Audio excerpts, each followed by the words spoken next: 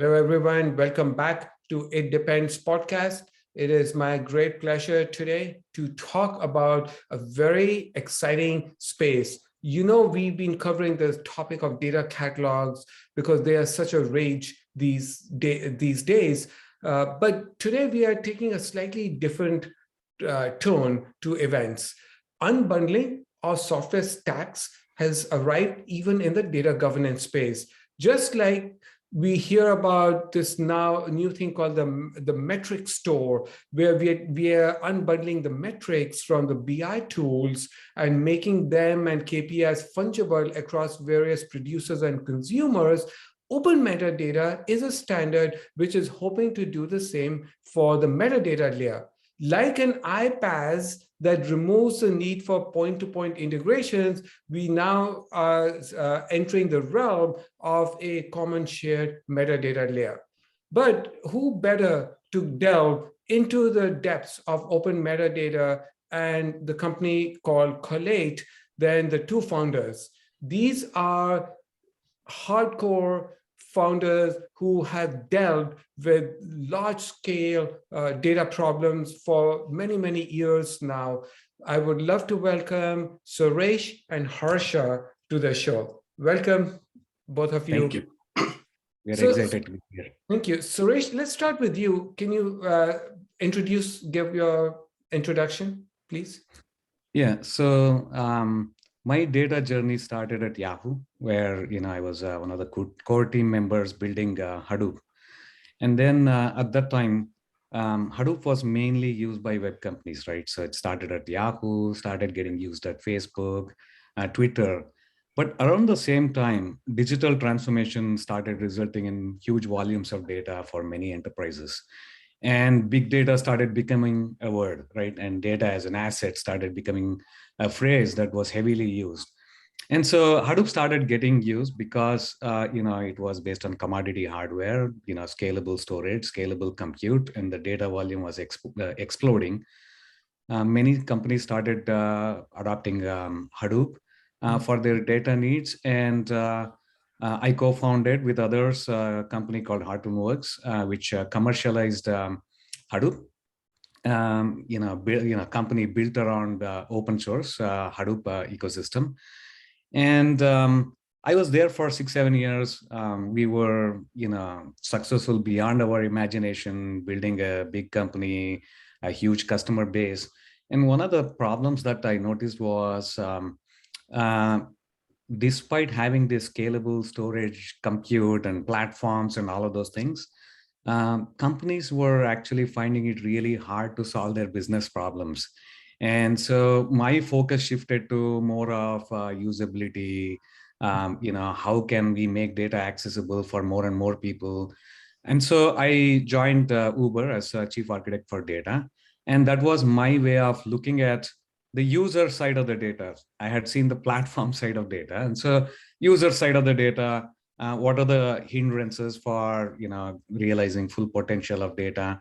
And so a lot of work we did in terms of transforming how data is practiced at Uber using first principles.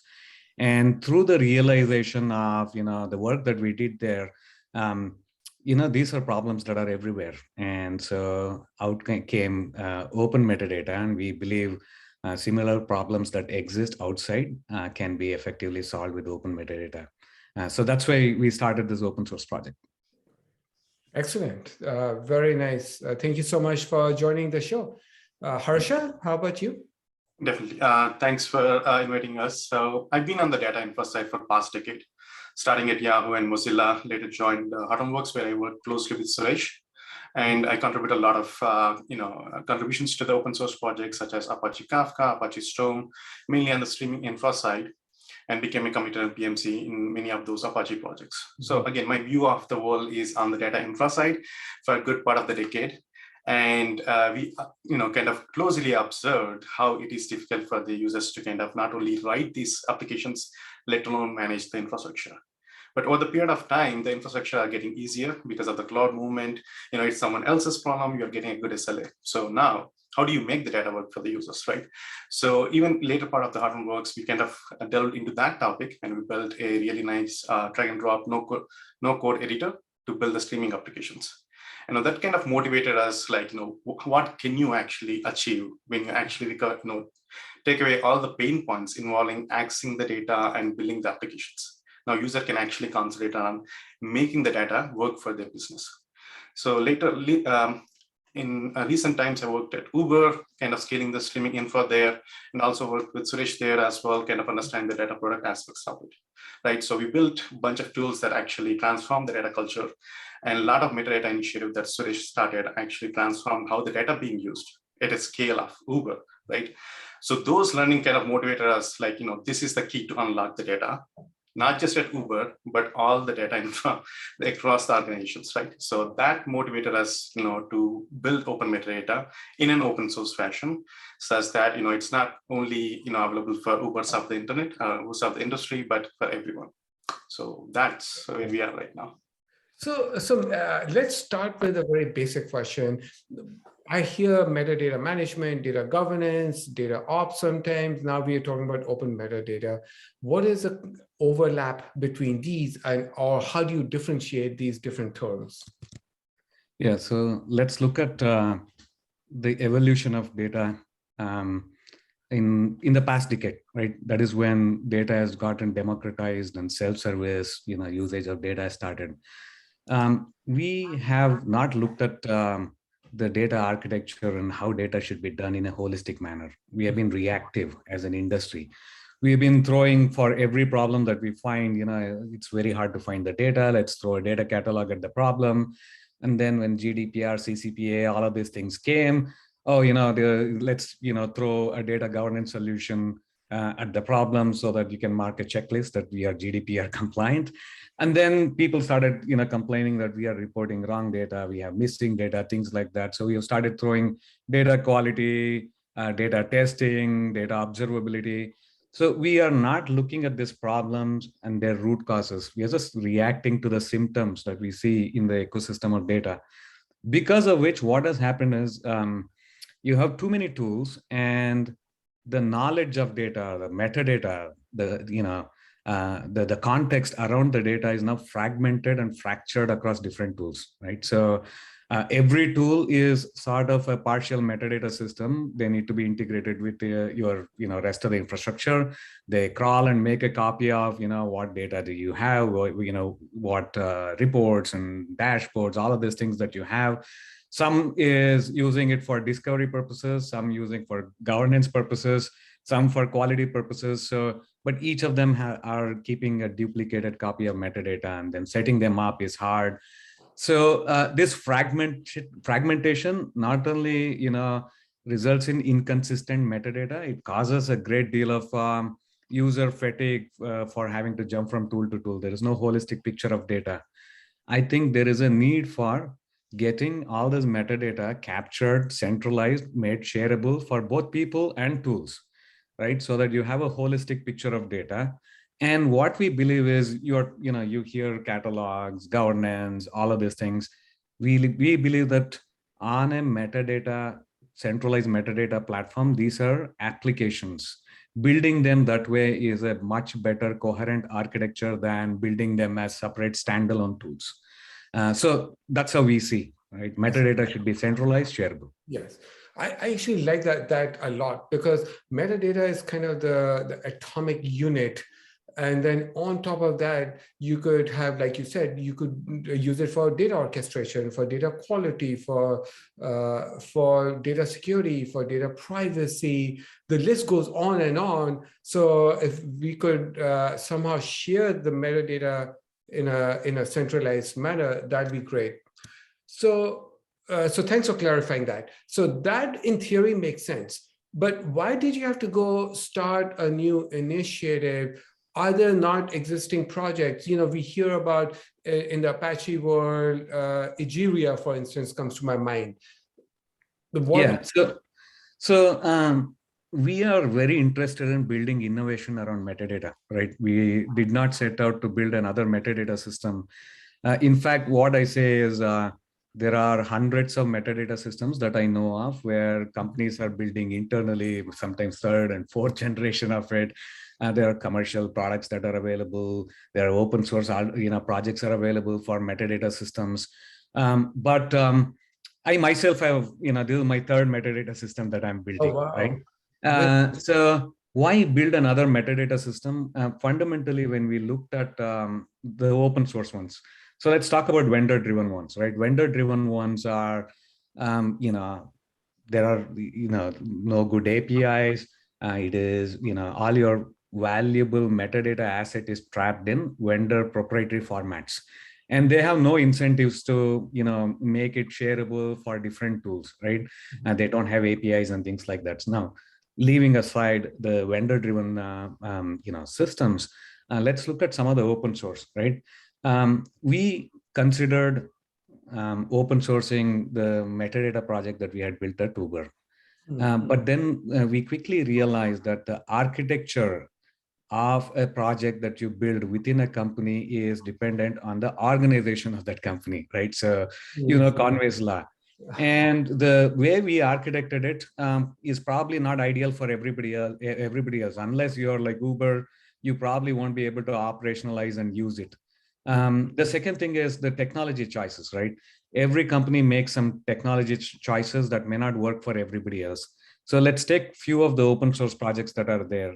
Many of these projects have grown organically and with a lot of technical debt, right? And with a lot of technical choices that are probably not suitable for a community to adopt, right? For example, some projects don't even have schemas and APIs, right? So they're directly writing to a database and consuming from database. There are some projects that have built some dependencies on proprietary technologies built within companies, and then certain infrastructure that is easy to operationalize in a large company, but in a small company, it is going to be a huge burden, right? That is the reason why we did not actually open source a project from Uber. Instead, we built it ground up based on a couple of principles, right? One is schema first, right? Schema is super important for data to, make data consumable in the right way, right? And so we built schema first so that, everybody understands how the metadata is modeled. There is a consistent vocabulary for metadata so that every tool can share it.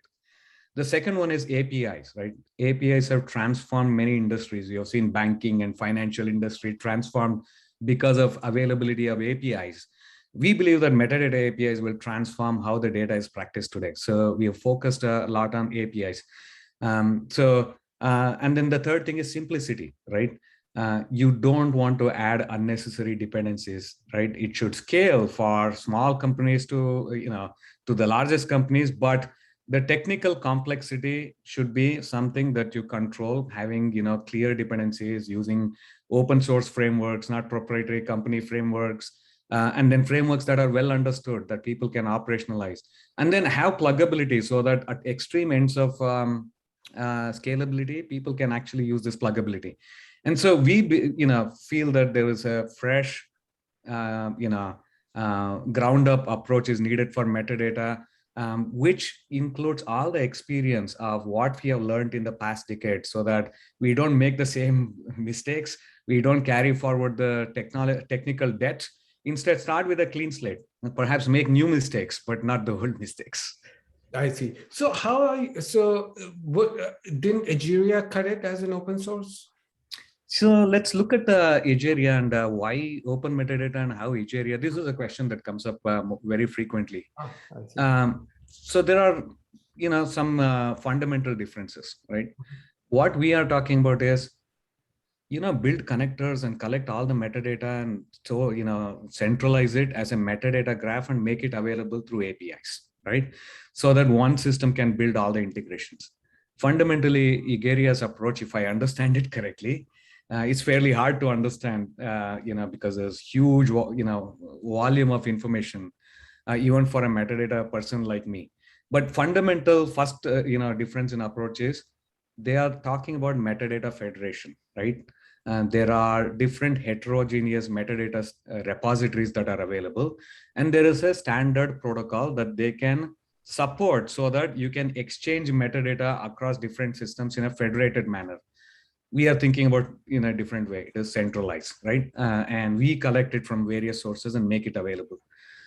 So that's for first difference. The second thing is, we believe that open metadata itself is vast in the kind of entities and relationships, all of those things that it supports, as in terms of metadata. Igeria is much bigger than open metadata, right? It focuses all the way from data to infrastructure to networking to machines and clusters and all of those things. I think that's extremely ambitious and very huge in scope. Something that will take a long time, right, to build an ecosystem and build a compelling solution. And then the third thing is, metadata standard for metadata standard sake is not that useful, right? You have a metadata store, supports APIs, has schema first approach, but you need a compelling application, right, in order to jumpstart adoption. And so we have actually built a discovery, collaboration, and quality observability kind of an application on top of metadata that we have collected. Application, taking an approach of build a usable application so that people can see the power of this centralized, standardized, shared metadata is the third approach that is different. Okay. And I think Igeria guys have been around for a long time. They have been hard at work, and it's a fairly ambitious project. That is great. So I have a million questions that are coming to my mind. I don't want to go there right now, but just to share my thought, open lineage comes to my mind, but I'm going to hold that thought because open lineage tried to create something similar for lineage, and they just got bought out by Astronomer last week. So also I have questions about the technology where the schema first approach comes in shape. But before we go there, I want to shift gears and ask Harsha. Harsha, in your mind, what is the roadmap for data governance and data catalogs over the next coming years? Yeah, so the way we are moving at OpenMetadata, evolving the project, any future plans is like, a lifetime away, right? But it's important to keep an eye on the mountain peak. But what we are trying to do, talking on top of what Suresh said, like, metadata should be a solved problem, right? So we need to do this necessary work to express the schemas and APIs and make it adaptable. So that is as our duty as a community to make it adaptable. And once that's set in stage, now the options are much more bigger and vast. One thing is we talk about active and passive catalogs, right? So, we want to make the metadata is about people as well. The tribal knowledge that exists in the organizations about the data, we want to unlock that. What we are doing right now is to unlock the technical metadata, like you have tables, schemas, topics, and schemas and everything else. Now, how do we bring the people, share their knowledge, not just share their knowledge, but work together? We have seen this problem. Collaboration, crowdsourcing, and yeah. Okay, go ahead. So we did one important release. In point and release, we added activity threads where user can say that, hey, I'm a data consumer, I'm consuming this table, but there are no descriptions or documentation. They can go and request the descriptions. That becomes an activity feed for the owners. Now, as the owner of that table, I can go, hey, here is the documentation. That actually extremely important. We have noticed this many times at Uber and previous experiences as well. Like people used to get lost. Like, who do I ask? Who is the owner? Even if the name is there, how do I get them to contribute? Like, even if they did it, it's a Slack channel message and it kind of get lost once, that's a one-to-one interaction. It scrolls away and someone else has the same problem. They're asking the same question again. So how do we make that better, right? So that's the next step. Once you have, and we talked about the siloed tools as well, right? In that you have the metadata platform for catalog, and then let's say you introduce data quality or data observability as another tool. They need the same metadata because they need to understand what tables exist, what data looks like.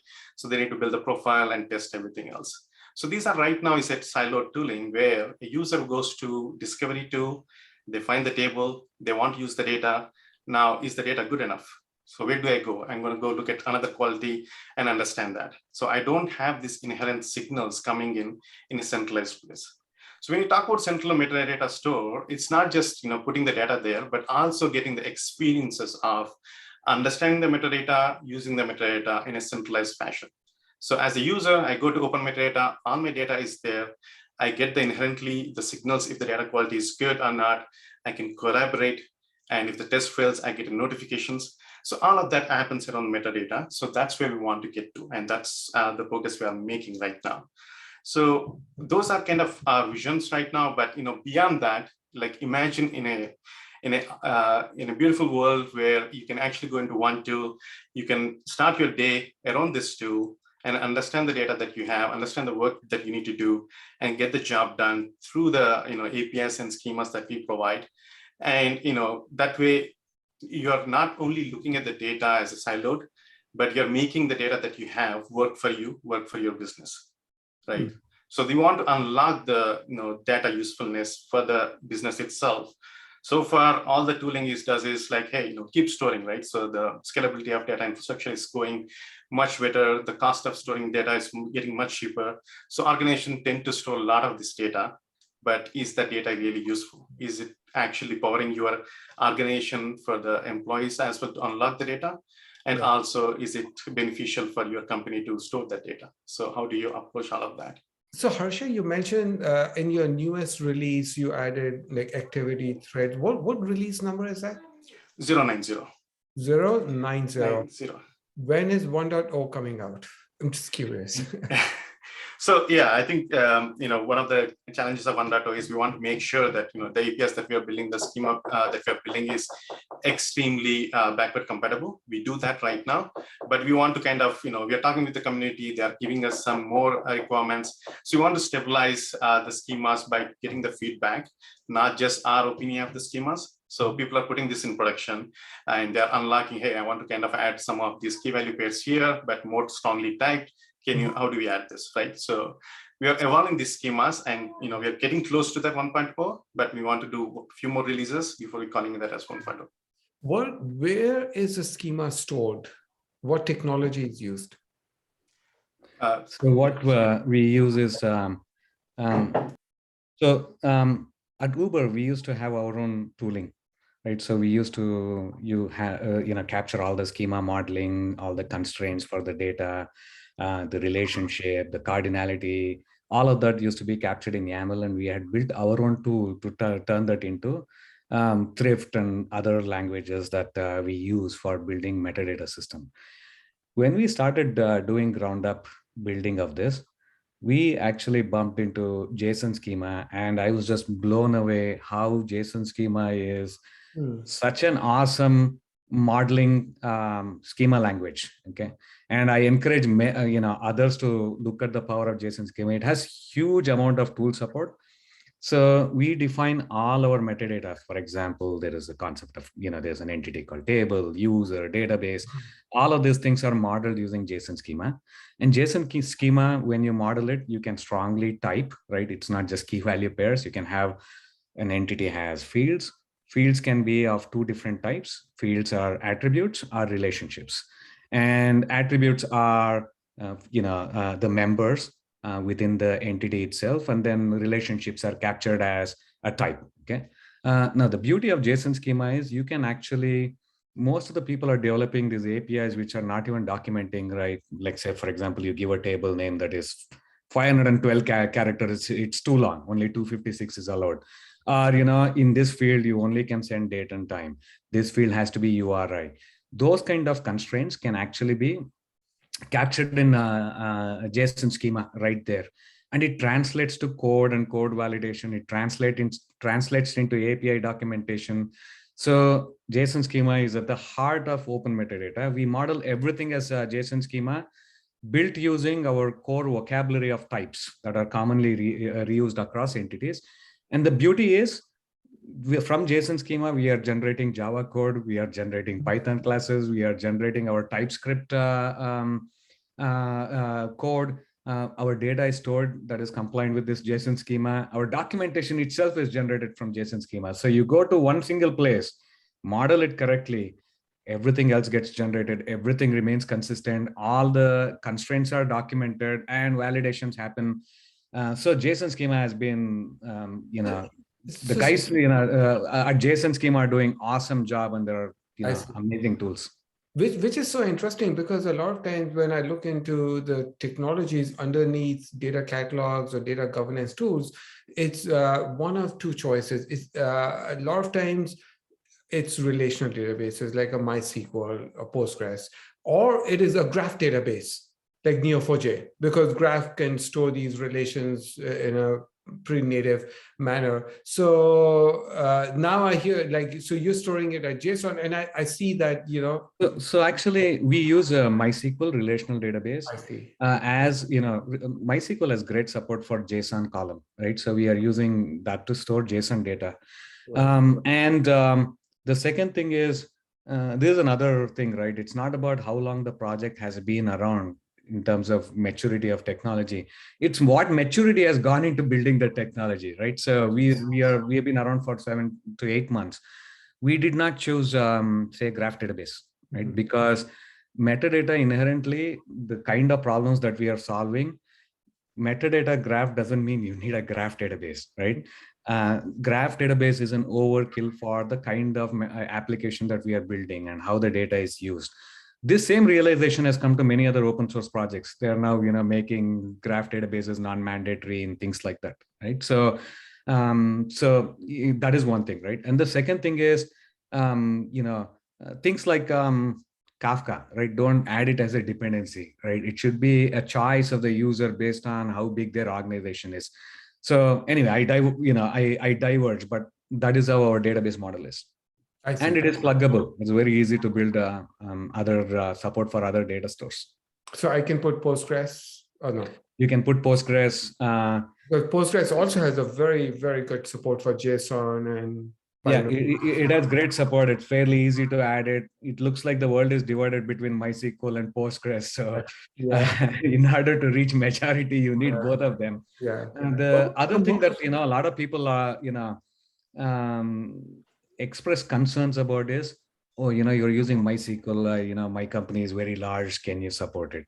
And the answer there is, if you actually model your data really well, MySQL or Postgres is good enough for very large companies. In fact, we built a benchmark that we published a blog about. Uber has around 1 million entities, right? Tables, dashboards, Kafka topics. We built a system with 2 million entities with no, tweaking, nothing, and our UI, search, everything just scaled right beautifully. Um, so that's as big data practitioners, like right, we are like, oh, you need to have a MongoDB or something else. Actually, metadata is, even though it is voluminous, it's not huge. So I see. That's great. So let's change tracks here, because I want to talk to you about the product difference between open metadata as an open standard and the company that you have built. How are they different, and what are the advantages of Collet? yeah, so Collate is something that we are not super focused on right now. We are focused on open metadata, 100%. Now, where Collate comes into is, we have a lot of people who have gone to production with open metadata now. And some of these people are asking, hey, can I get, you guys are awesome in doing your Slack support. We feel like, you guys are being too nice to us and we are borrowing, we are taking favor from you. Instead, can we turn this into a business relationship where we feel like we can demand things from you instead of feeling like, you guys are doing a favor to us? Can you guys have some kind of a support subscription for us and provide SLA guarantees? That is one, this is a model that, comes from my past, as a Hortonworks founder, where people want support subscriptions as they come to depend on the open source projects. The second thing, which was not there, during our Hortonworks time, people would ask us for hosted solution, and then we are like, we have to invest so much in setting up this infrastructure and the capex and all of those things. That's not a business model that we need to get into. But the world has changed a lot now, right, with cloud. So a lot of people are asking for open metadata as cloud software as a service. In fact, we are just surprised by how much demand is there for that. And these are two places where we will, start providing what users are asking for, and build a company collate around it. But then, open source is always going to be open source. You can monetize it, and I mean, you can, operationalize it, use the community to get support. So I'm just curious about how you're looking to make open metadata as the standard. I want to ask you about, you said it's seeing commercial success, but before we go there, in your view, what are you doing different from, let's say, Open Lineage? Because Open Lineage at one time also had a lot of very strong following. Marquez was extremely popular in many companies, yet, it got merged into a different commercial product. So what are you doing different? And why Open Lineage didn't survive as an open standard? Harsha, do you want to take this? Yeah, so one of the things we keep talking about is isolation of these schemas or anything. Like, you want to give a full picture of the metadata, right? So lineage is part of the metadata, not the metadata, right? So to an extent, personally, what I feel is like Marquez and Open Lineage kind of independent services, they're coming together through Kafka, with Open Lineage only capturing the lineage information.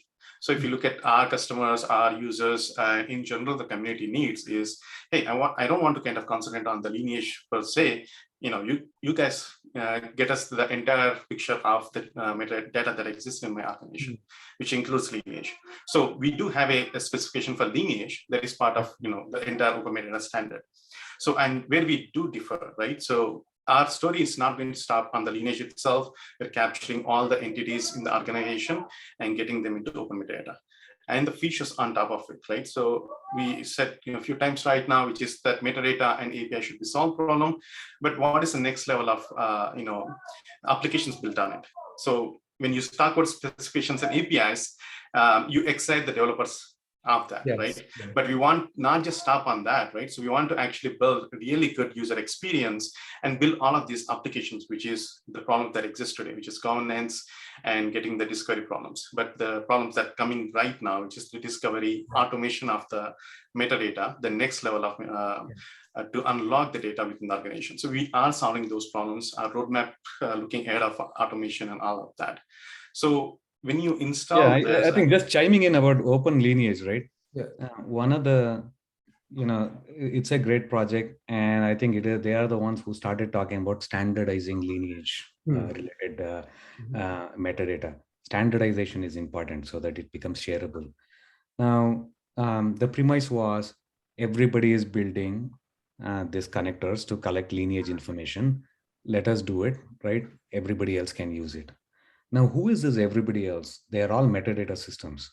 And these metadata systems, along with lineage, has to collect many other metadata anyway. Correct. Yes. So they have anyway connecting to all these sources. Now, as part of that, just picking up lineage as an additional information is not a big stretch, not a big pain to be solved. But the standards approach that they took is, ahead of, before us, because we open sourced fairly recently. And then the second thing is open lineage by itself is not useful, right? You have to push that, they're collecting the metadata. It has to be pushed somewhere. So there needs to be a metadata system that needs to exist on the other side. And that was Marquez. My belief is, I think just, as an open source project with the power of the community, working with users and building features that they want as fast as they need is critical, right? So that is where we are significantly different. If you look at 7 releases that we have done so far, each release is something that would take maybe in other communities much longer time, right? So we are moving really fast. We are listening to the users. So that's how we look at it. So yeah, I see the huge advantage you have in the fact that the metadata is a foundational, and all of like lineage is a capability. It is stitching together the journey, but it's not the thing. You still need metadata. So that is the problem you're trying to solve. let's talk about your successes so far. So, love to hear about some successful case studies. If you can mention the name of the company, even better. Otherwise, let's hear about it. No, I think right now, most of the companies that are using us are using for catalog kind of a use case, right? The discovery purposes. And we have built a great discovery experience. And fundamentally, right, data catalogs are fairly well understood, and the pain points that it solves are also, there in companies, right? They want to be able to search, discover, maybe describe the data. The problem that we are solving, that few of the companies are now starting to realize, which is we don't want to be data catalog. In fact, nobody wants to be data catalog, right? We want to actually go towards data collaboration, right? Yeah, intelligence, more Platform, deliver right? intelligence, insights. Correct. And, connect the fragmented metadata together, right?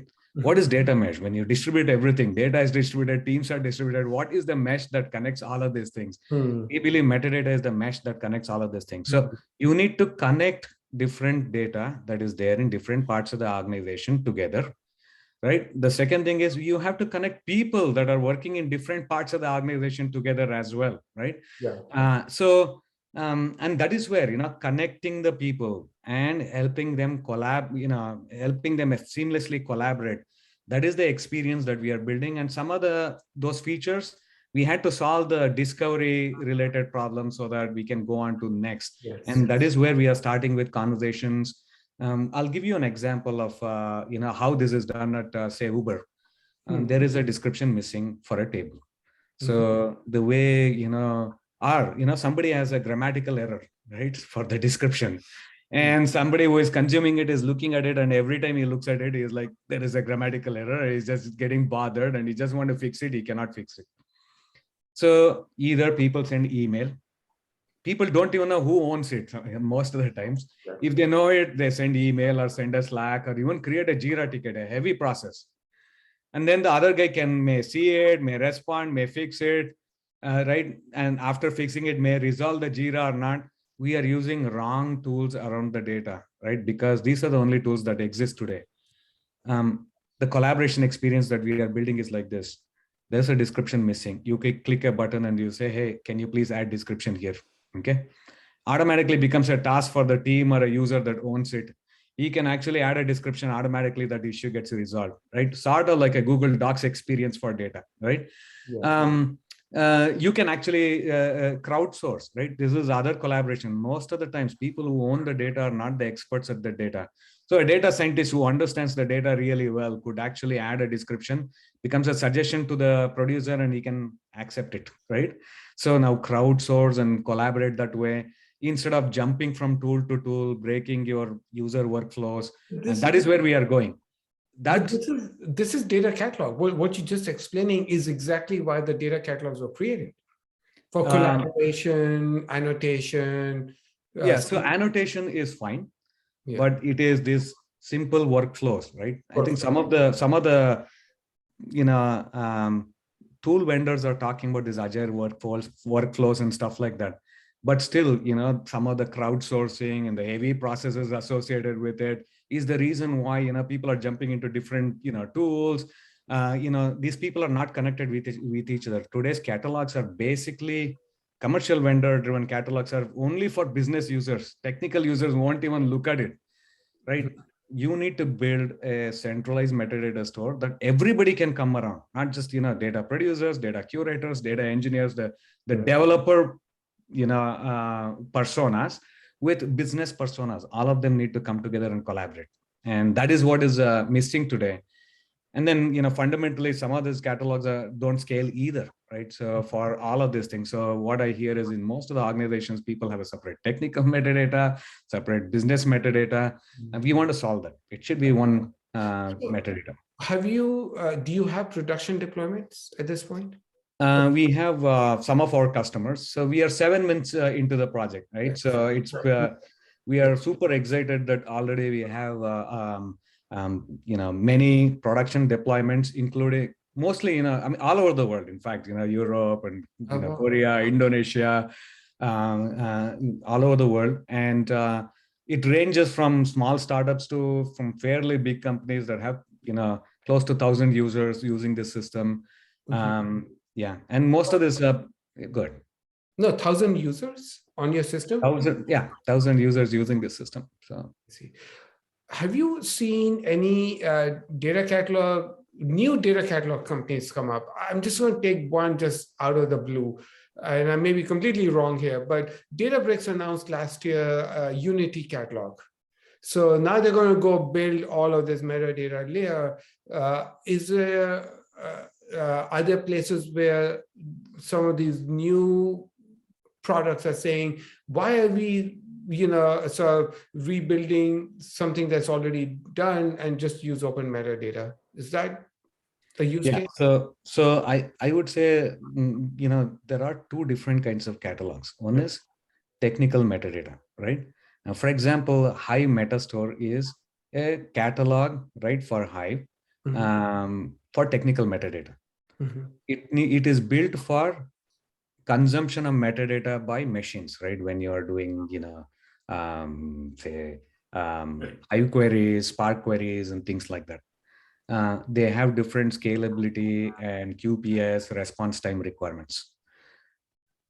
These are not suitable for business metadata, where people can collaborate and build, the knowledge around things and capture data quality, observability, all kinds of additional metadata, maybe PII tagging and things like that.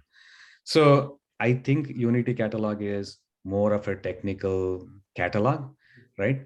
What we are building is sort of like a catalog for users, right? It's a knowledge plane about, your data, right? Where people can collaborate, and automations that consume the metadata, not, for the technical metadata purposes, for lots of other things, right? Quality signals, observability signals, and things like that.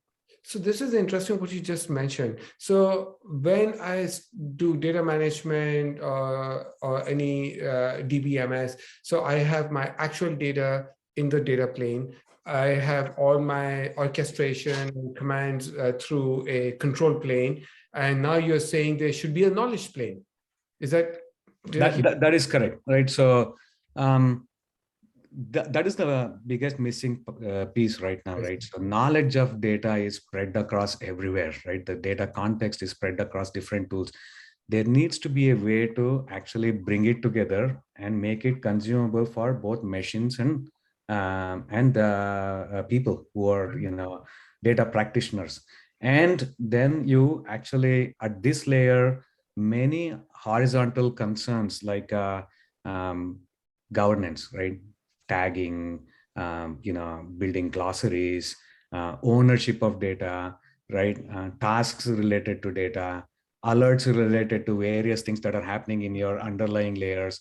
All of those things are horizontal concerns. Instead of building everything into every system, right? Instead of going and tagging it data in a quality tool, tagging the data in a catalog tool and an observability tool, you actually bring it up, right? And have this knowledge layer, knowledge plane, where you can actually take all the horizontal concerns and only make this the source of truth, right, for such information. So it's interesting. I was just thinking that we set out many years ago on the journey to find the single source of truth, but we've not been successful because people have over the years replicated data and made silos and data warehouses and data marts, and now you don't know which one is a single source of truth. Correct. But open metadata gives us an opportunity to create a single source of knowledge. Correct. Which can then tie together where the data is in the system, so the end user or the consumer doesn't have to second guess, is this a right meaning or the context? So that if we can bring some trust to that context layer, the knowledge layer, then we can abstract ourselves from the silos underneath. That is correct. Very well put. Okay, thank you. Okay, where is it deployed? Is it in the cloud? Is it where is this knowledge plane? Yeah, I mean, Yeah, it can be deployed. So we have Kubernetes Helm charts. So we, our personal we install in our customers Azure, AWS, GCP, all the popular cloud solutions, as well as there are users who are deploying in the bare metal as well. So we support various deployment methodologies here. The popular one seems to be based on the user's input itself is Kubernetes. Yeah. But it could be I could install it on premises on OpenShift. Yeah. Okay. Yeah. So, so pretty much everything is we have few users who are installing their own data centers. They are running their own Kubernetes using OpenShift or Red Hat itself, and they're running that. Right. So when I install it in the cloud, is it in my own VPC or is it in your? I see. Yeah. So I think to add to the context of SaaS solution that we're going to offer is that you're going to work with the customers either to install in VPC itself. Yeah. But if you're the user who wants to, hey, I want to self-manage, I have my own AWS cloud, you can take the Helm charts that we have, deploy your own in your own VPC. That's great. Okay, so this way the data is not leaving my realm. So okay, that is really important. So we are coming to the end, and I'm just curious that it seems like this is the fourth company you both have worked together now. Yahoo, HortonWorks, Uber, and now you're together. Yes. Yeah. At Yahoo, I and Harsha did not work very closely together. But definitely 3 companies. I see. Okay. Okay. Sounds good. How are you growing the company, and what are your plans? Hiring, offices? Yeah. So we are, we are using the current opportunity to be completely remote only. Yeah. So we are not going to have an office other than for an office address for various regulatory purposes, but we are going to be remote only, right? So, and it's been awesome. There are people who in the open source who have contributed heavily to the project, and in fact, some of the customers, right, the people who approached and then they wanted to learn about our project. People from there are like, this is so great, I will join your company. That is how our hiring started, right? So we have team that is here in the US, West Coast, East Coast. We have, people working from Europe, Canada, and India. So truly, we are making use of the remote-only nature of work today. And, it's just been great. So we are now more close to 16 people that are working on this. So and we are growing fast. And by the way, anybody who's listening to this, if you want to join Collate as a company, please do reach out to us. Hopefully there will be some information right in the blog. What is the website for Collate? So we don't have a website for Collate. It's open-metadata.org. Join our Slack, ping us. And if you can contribute to our open source, extra additional points for you if you want to join us. I am, okay, so I'm relieved. I tried to look for your website and I couldn't find it. Collate is a very common word. Even Collate metadata shows up all kinds of stuff. And I was like, I must be missing something, but that's good to know. How many committers do you have in GitHub? Contributors around 60 now. And we minted a bunch of committers who came from outside, contributed some significant features. So we also minted new committers. And by the way, collate means organizing, right? So we want to organize data for people, and then we want to organize people for data. That is our key goal. So yep, no, it's a great name. I love it. Your contributors, which companies or which organizations? I'm just wondering, is Uber actively involved or not? Uber, we have developers from Uber who have contributed significant features like policies and access controls and roles. There will be more contribution coming, right, from Uber. The second company is Bloomberg. Those guys are contributing heavily. Working closely with us, and there are many other people, individuals contributing, not from the strong umbrella of a company, but as individual developers, which we have not kept track of, right, Harsha, from company perspective? Yeah, company perspective, it's hard to track off, but a lot of users who are actually using it and they say, hey, this is my specific feature and I would love to contribute rather than asking you to develop that. So that's actually is encouraging to see. That's when the community is forming. And we have a lot of external contributors coming and answering other people's questions as well in the Slack, which is great to see as well. That is great. Before I ask you the final set of questions, is there anything I didn't cover or anything you would like to add to what we've discussed today? Yeah, I think just repeating the messages, just summarizing it, right? So digital transformation has resulted in explosion of data, right? And then now we have platforms and services in the cloud maturing to handle that explosion of data. And then in the past, there used to be a centralized small team that was doing all data and producing probably a quarterly report. With the volume of data that we have, with the explosion of tools that we have, with the decentralization of data teams, and new personas that are emerging, right? Data democratization and self-service has become a word. The technology in last 12 years, right? We were building Hadoop in 2007, 2008. To where we are right now, it has transformed, changed significantly. The volume of data has increased significantly. The number of people using the data, it has changed significantly. What I believe is organizations were not ready for this. It's time to actually step back and look at how we are doing it instead of reactively throwing people at problems, reactively throwing tools at the problems, but step back and say, look, we need to actually organize ourselves for, data should be organized for people, people should be organized for data, there should be processes, it cannot be ad hoc. Data must become an engineering practice, not an ad hoc, do your best practice. If it needs to be reliable, if it needs to drive, great outcomes for the company. And I think that starts with open metadata, which is foundation for transforming data culture, right? So I'll give few examples of this. At Uber, right? Once we centralize the metadata, we actually recognized these are important data sets, these are not so important data sets. So we had around 250,000 tables, and we were trying to tag all of them. We were trying to drive descriptions for all of them, quality for all of them. And then we decided we'll do tiering of the data, right? Tiering is super important. Most important for business is tier 1, least important is tier 5. When we did the analysis and stabilized, we have around 1,000 tier 1 data sets.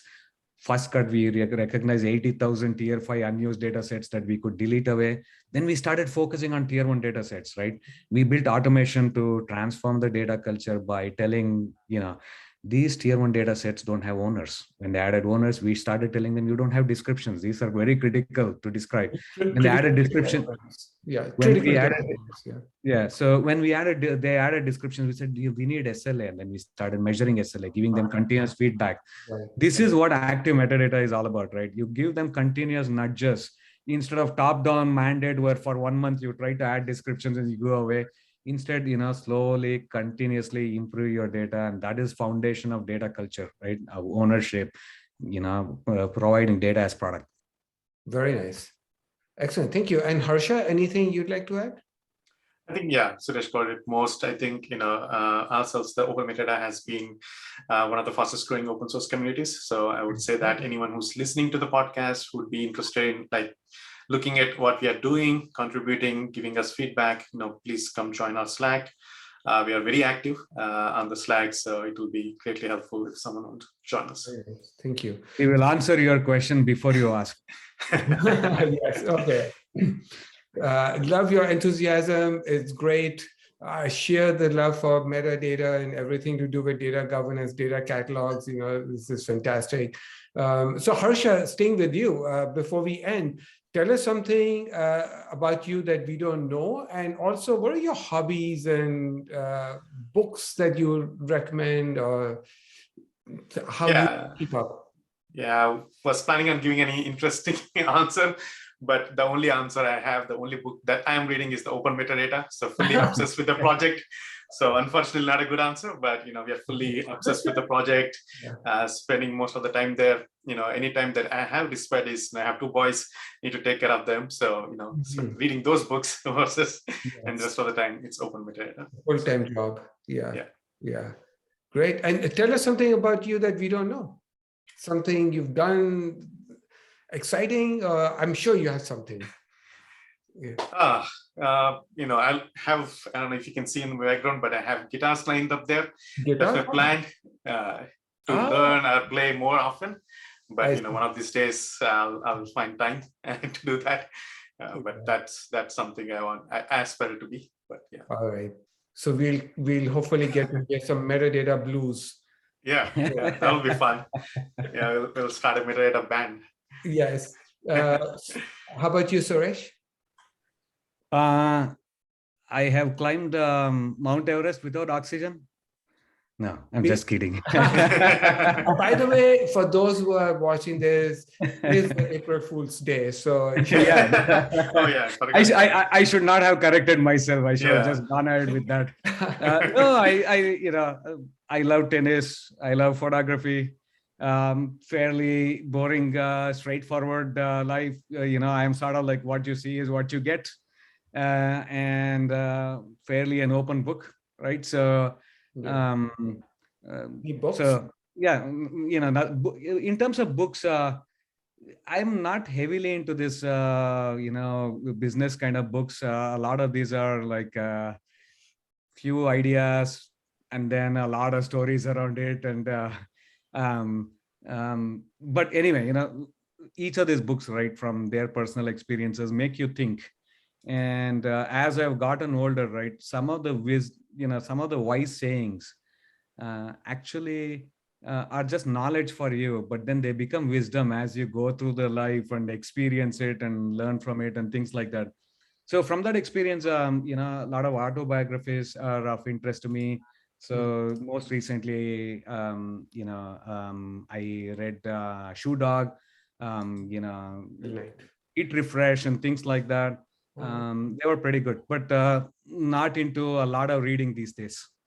Yeah, you've got your hands full with Open Metadata and the service you're doing to the community by building the standard. So I'm gonna end on this note. Thank you so much for coming to the show and educating me and all the listeners about the possibilities and how we are improving the space of data governance.